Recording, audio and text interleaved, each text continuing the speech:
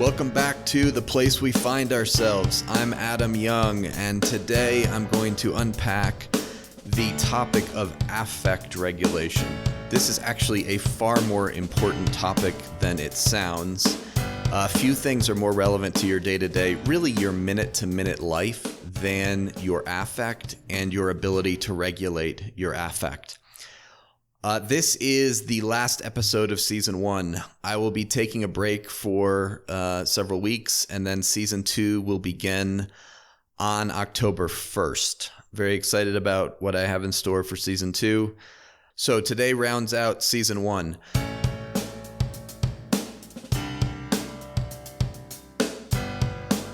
First of all, what is affect? Affect is the felt sense of what is happening in your body. It refers to your inner emotional and bodily experience. It's your moment-to-moment experience of your internal bodily sensations. And affect exists on a spectrum. So think of affect on a scale of 1 to 10, where 1 represents completely numb and shut down, and 10 represents sheer panic or rage. On this scale, 5 to 6 represents a slight feeling of relaxed excitement. You're alert, you're present, you're attentive. Hopefully you're in the 5 to 6 range right now. When you are in the 5 to 6 range, you are regulated. It's the zone of optimal arousal. When you are in the 5 to 6 place, you are not dysregulated. Now, as you move down the scale and you move towards 1 to 3, your body is in a state of hypo arousal. Hypo simply means low. Your arousal is very low. Hypo arousal, the 1 to 3 range, is marked by bodily sensations such as a sense of numbness or being shut down. Your breathing is shallow. You may have difficulty concentrating. You feel checked out. This range, 1 to 3, also correlates with emotions such as shame, hopelessness, and or despair. When you are in the 1 to 3 zone, when you are feeling yourself numbing out or shutting down, you will often be experiencing some measure of shame, hopelessness, or despair. Now, as you move up from 5 to 6 and you move towards the 8 to 10 range, your body is in a state of hyper arousal. In hyper arousal, you will experience bodily sensations such as a racing heart, faster breathing, a tightening in your chest or stomach, a sense of jitteriness. It's this sense of being amped up inside. And you will also feel emotions such as panic, terror, and or rage. So 5 to 6 is optimal arousal. You're present, alert, you have a slight feeling of excitement. Whenever you are out of the 4 to 7 range, your body is in a state of dysregulation. The 8 to 10 panic rage zone is dysregulation, and the 1 to 3 shut down, numbed out zone is also dysregulation. People in hypo aroused states, hypo, 1 to 3, they may not appear to be dysregulated. They often look calm, and sometimes they may even look present, but they are just as dysregulated as someone in a panicked state of hyper arousal. It just looks different on the outside. So, affect or arousal exists on a continuum. It ranges from numb and shut down, 1 to 3, through relaxed attentiveness and being present, 5 to 6, and on to panicked and frenzied, 8 to 10. And by the way, if you want a document that summarizes this information, just go to my website and you can get it under free resources. It is the one titled Affect Regulation. Okay, so that's affect. Now, what's the regulation part? What is affect regulation? Everyone gets dysregulated. Everyone. However, some people get dysregulated more frequently than others, and some people get dysregulated by more subtle stimuli. For example, if you're at a restaurant and a man walks in with a semi-automatic weapon demanding everyone's wallet, you and everyone else in that place are going to get dysregulated. But some people will also get dysregulated by something more subtle, such as an argument between two people at the table next to you, or when a waitress drops someone's plate and it makes a loud noise.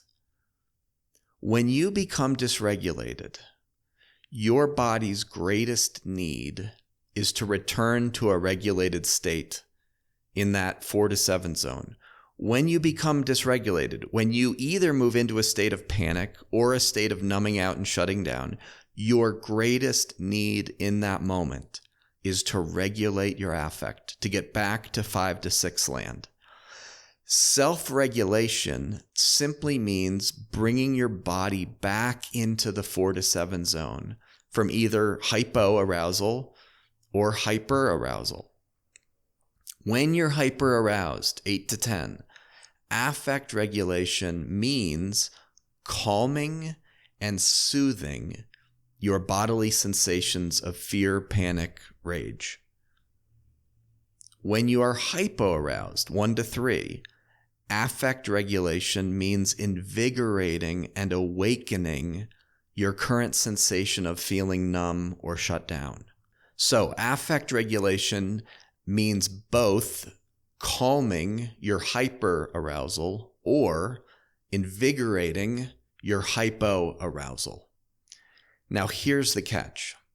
Just as some people get dysregulated more often than others, some people have a much harder time regulating themselves. They have a much harder time getting regulated after they've become dysregulated. This is the double whammy of trauma. If you have a history of trauma, you will get dysregulated more often than others. Unequivocally. We know this. And as if that's not hard enough, if you have a history of trauma, you will also have a much harder time getting regulated again. Not everyone's brain has the same ability to self-regulate. So everyone gets dysregulated, but some people have a much harder time bringing their body back into that 5 to 6 zone, getting themselves regulated again. Now, why does affect regulation matter so much? Developing the ability to self-regulate is absolutely essential to living life the way God designed it. And there are several reasons that it's so vitally important. Number one, your ability to self-regulate lies at the core of feeling like you can control your insides. Affect regulation gives you a sense that you are an independent self, independent of your environment. This can't be overemphasized. The capacity to self-regulate is the foundation upon which a functional sense of self develops. The way a young child first learns that they are an individual is through their bodily based experiences of regulating their own affect. So when a 7-year-old is calming herself down in her room after getting really angry at her brother, she is learning what it means that she has a self.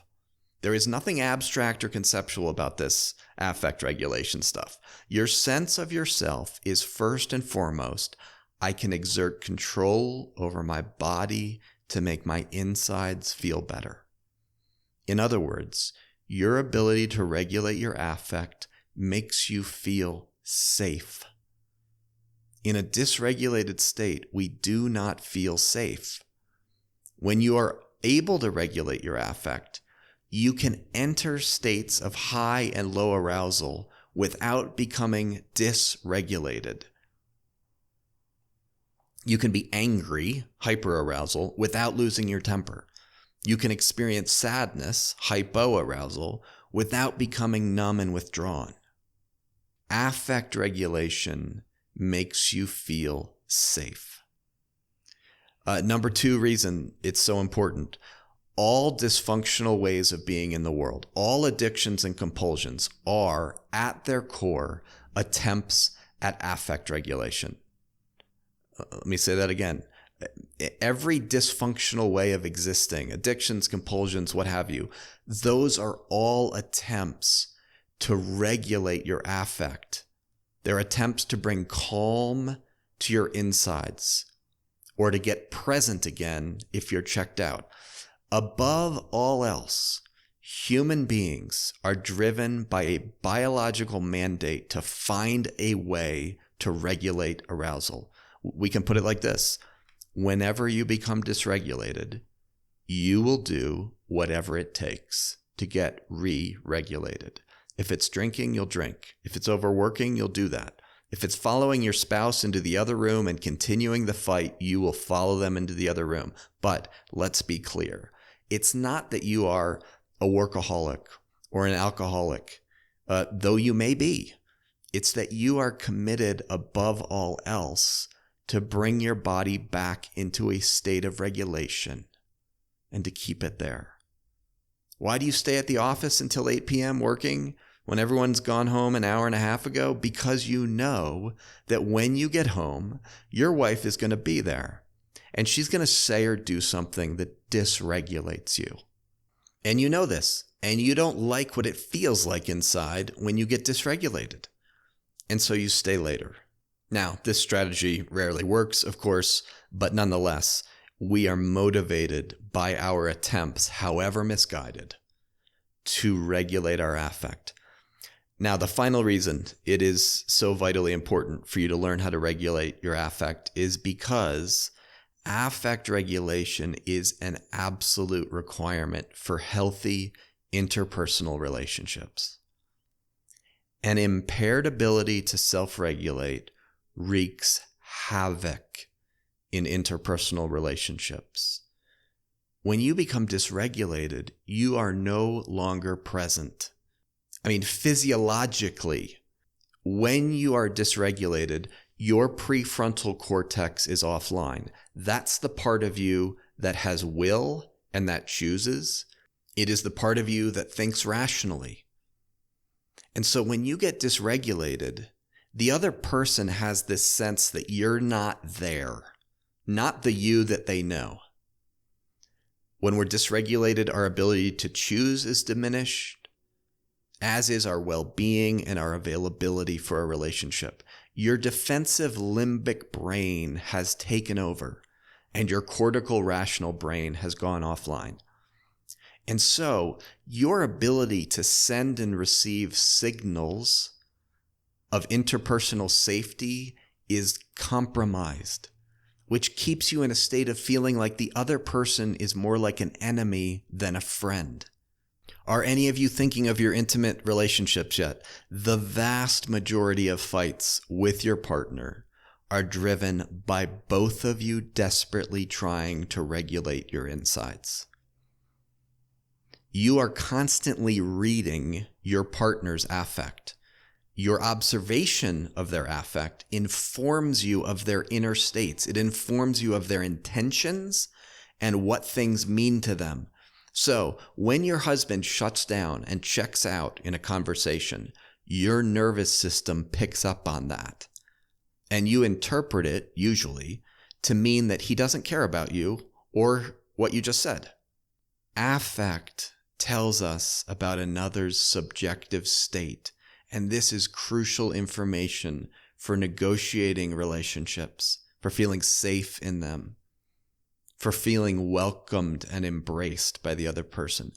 Affect is conducted non-consciously from brain to brain.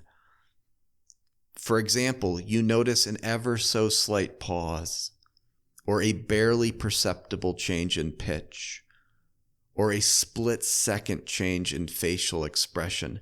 These manifestations on your partner's face or in their tone of voice are communicating to your limbic brain their affect, their intentions, and what matters to them.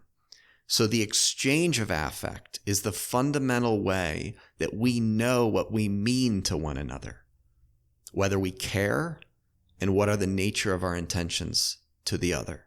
People who are prone to states of dysregulation tend to behave in ways that alienate others.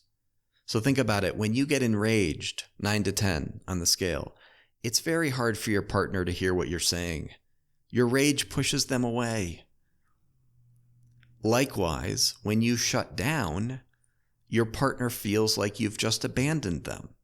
So we are reading one another's arousal and affect. We're reading where the other is on the spectrum. And so when I amp up and get into hyper arousal and get angry or panicked, the person I'm talking to picks up on that and their nervous system doesn't feel safe. And so there's a wedge between the two of us. There's distance. Connection has been ruptured. And so here's the critical sentence. The ability to regulate affect preserves connection between people. When affect gets dysregulated, some measure of disconnection is inevitable. But here's the bind. When you are dysregulated, what you need most is connection with another person, because it is connection with another that brings you back into a state of regulation. So do you see the dilemma? This cycle of dysregulation and then alienating behavior can lead to an immense sense of powerlessness. Since you are unable to make the dysregulation stop and return to a calm and centered place, which increases the dysregulation and makes changing your behavior even more difficult. This cycle of dysregulation leading to alienating behavior, it results in an immense sense of powerlessness because you are unable to make the dysregulation stop. That's the first powerlessness part. And that increases the dysregulation and makes changing your behavior even more difficult. This dynamic is perhaps one of the most agonizing byproducts of trauma, feeling at the mercy of bodily sensations that make you react in ways that alienate others at the very moment when you most need connection with them. Now, are you curious about why some people are better able to regulate their affect than others? Why do you get dysregulated so easily when others don't seem to? And why is it so hard to get back to a regulated place? If you've been listening to this podcast for any length of time, it will likely come as no surprise that the answer, of course, has to do with attachment. Your ability to self-regulate was largely determined by your relationship with your primary caretakers early in life. Now, I'm going to talk about infants and caregivers, but what I'm about to say also applies to all close relationships, spouses, partners, your relationship with adult children. So here's what I want to say about affect regulation and how it develops. Infants and toddlers have many, many experiences of moving from a comfortable, regulated state into a state of dysregulation. They often become cold, wet, hungry, frightened, whatever it is. However, at such an early stage of development, these little ones have extremely limited ability to regulate their own affect. Their brain does not have the structures developed that regulate affect. So, in response to these unpleasurable states of either hypo arousal or hyper arousal, the child expresses displeasure or fear or panic, and it does so through facial expressions and body posture and vocal utterances and crying. This is a critical moment. Will the child's caregiver pick up on the child's attempts to communicate distress? A good enough caregiver will be attuned to the child's signals, respond by identifying the source of the child's distress, and then helping the child get back into a regulated state. And ideally, this process will repeat itself thousands of times. The child will therefore accrue a storehouse of experiences of moving from regulation into dysregulation and then back again to regulation, all through the guidance and support of their primary caretaker. This is how a secure attachment is formed. Infants have virtually no ability to regulate their own affect. The infant is dependent on their primary caretaker to regulate it for them. In fact, and this is critical to understand, the way an infant learns to regulate their affect is by having it regulated for them by another. The way an infant and a young toddler develops the brain structures that are responsible for regulating affect is by having an experience with another person helping them regulate themselves. That's what builds the brain structures. So this is the first gift of a good enough caregiver. Affect regulation. It is also the most valuable gift. There is no greater gift that a parent can give to a child than being attuned to when the child becomes dysregulated and then helping the child move back into a state of regulation. Why is this such a precious gift? Because the relational process of being attuned to dysregulation and then responding with care and containment and then re-regulating the infant's body, that process results in the building of those portions of the brain that will allow the child to one day regulate their own affect. Let me just say it one more time. The way that the neural structures necessary for self-regulation develop is via the interactive regulation of the primary caretaker. The key to fostering the development of a child's ability to self-regulate is this word, attunement. That's the key, attunement. The primary caregiver's constant and most important job is to attune to the ebbs and flows of the infant's internal states of arousal. Since the infant has no words, the only way to understand its bodily-based shifts in affect is to pay exquisite attention to the infant's nonverbal communication. An attuned caregiver is able to reliably appraise their infant's state of arousal by reading the infant's nonverbal communication. The child communicates that it is dysregulated via barely perceptible changes in facial expression, or slight shifts in vocal pitch, or minor adjustments of body posture, or sometimes, of course, all-out screaming. But caregivers can discern the level of affect dysregulation in their infants by reading them, by being attuned to them. Now, if you're a parent out there, you may be feeling immense guilt for your failures of attunement. So let's just confess the obvious. Parenting, for even the best parents, can rightly be characterized as adventures in misattunement. This is no big deal. This is no big deal. A child does not need their caregiver to get it right every time. A child needs their caregiver to want to attune, to get it right about half the time, and to reattune when they get it wrong.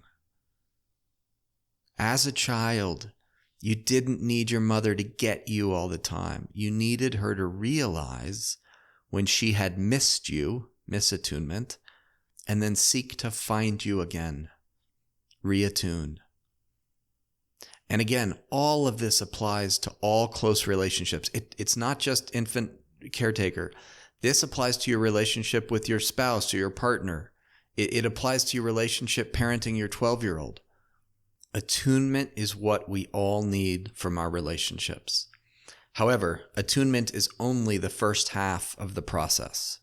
Once the caregiver has become aware of the internal state of their infant through attunement, the critical question becomes this: is the caregiver willing and able to upregulate hypo-aroused states and downregulate hyper-aroused states? And the answer to this is as simple as, has the caregiver, him or herself, learned to self-regulate? Securely attached parents are able to regulate their infant's affect because they already possess the neural architecture necessary to regulate their own affect. And as a result, they're able to regulate the affect of their children. But for insecurely attached parents, the ability to regulate their child's affect is almost entirely a function of the degree to which the caregiver has made sense of their own developmental story. Let me say that again. If you are an insecurely attached person who has become a parent, this does not doom you to an inability to regulate your infant's affect. Your ability to regulate your child's affect, if you are insecurely attached, is almost entirely a function of the degree to which you have made sense of your own developmental story. In other words, the question is, have you engaged your story? Have you engaged the harm, the goodness, the tragedy, all of it? Have you engaged your story? A caregiver who has not addressed their own trauma will be either unable or unwilling to regulate their child. Now, let me talk for a minute about what good parenting actually does to the child's brain. If a child's caregiver provides attunement and interactive regulation, then the child will develop the necessary neural circuitry to regulate their own affect. The brain of a child with affect-regulating parents looks very different than the brain of a child without such parents. If the parent is able to attune to the child's shifts into dysregulation and then to respond either with soothing if the infant is hyper-aroused, or with upregulating arousal if the child is hypo-aroused by amplifying positive feelings, if the parent is able to do that, critical structures in the right hemisphere of the brain will be built in the child. Moreover, the child will develop descending fibers from a portion of their brain called the orbital prefrontal cortex, and those descending structures will go down into their amygdala. Those are the brain structures that allow the child to regulate their own affect, to calm feelings of fear, or to bring arousal up when they're feeling numb. What attuned and responsive parenting really does is it builds a competent right hemisphere in the child's brain, and it builds a competent orbital prefrontal cortex.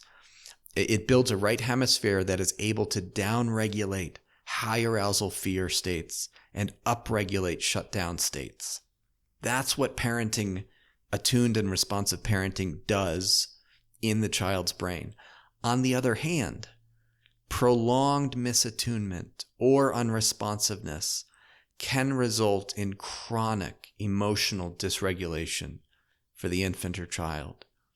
And in these cases, the child's brain does not develop the necessary pathways between the prefrontal cortex and the limbic brain, and so they are unable to regulate their affect very well. So I know that was a lot. Let me just conclude with a quote from Daniel Hill, who wrote it's really a great book, but it has a horrible title. It's called Affect Regulation Theory. And he says this: affect is at the core of our being, a measure of our heart. It excites us and deflates us, connects us and distances us from others. It organizes us and undoes us. There are few things as important in your day-to-day, your minute-to-minute life, as what's happening in your body, your affect, your arousal. I hope this episode has invited you to become more aware and present to your own bodies and what's happening inside of you, particularly in the context of interpersonal relationships when things get heated and difficult and conflictual. Thank you for listening to Season 1. It is over. I will be back with Season 2 on the 1st of October. And thank you very much for listening. Please don't hesitate to send me questions or topics that you want addressed in future episodes. You can email me at adamyoungcounseling@gmail.com.